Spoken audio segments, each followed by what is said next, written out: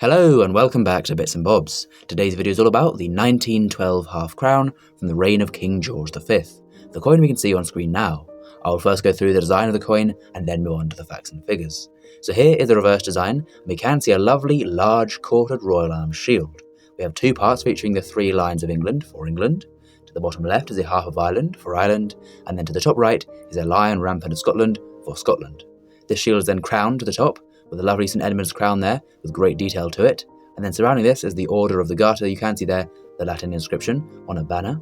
To the bottom is the date, 1912, the year the coin was made, as well as the denomination of half crown, the value of the coin. And then to the top there is an abbreviated Latin legend reading Fid Def Ind Imp, translating to English as Defender of the Faith, Emperor of India. And this of course refers to King George V, who we can now see on the obverse.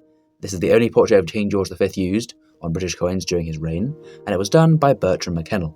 You can see the initials there, BM, for Bertram McKennell, on the truncation of the king's portrait. He faces to the left, with no laureate or no crown. Around him is another Latin legend, this time reading Georgius V. de gra Brit om Rex.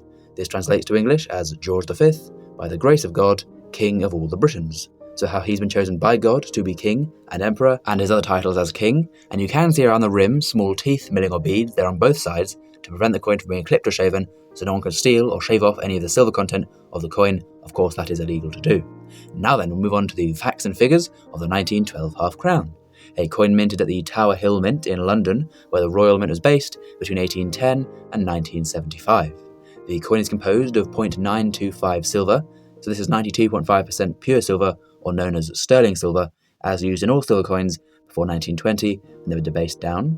The weight of the coin for a half crown was set in 1816 under King George III to 14.14 grams, and the diameter was set the same year in 1816 to 32 millimeters, making it a fairly large coin, one of the larger coins you used in your change back then. 4,700,789 half crowns were struck back in 1912, making it a fairly average year, a little lower than average mintage for this year of half crown. The half crown being a 30p piece, 2 shillings and 6p, 2.5 shillings, or 1/8 of a pound sterling, so 8 of these coins in every pre-decimal pound. And then back in 1912, a half crown was equal to £17.61 today. So about, kind of similar to having a £20 note today or a half crown back then, similar values and similar buying powers for their times. And the half crown was then demonetised in 1969, getting ready for decimalisation happening a few years later. Now then, we'll move on to the value of the coin today for a collector looking to buy one.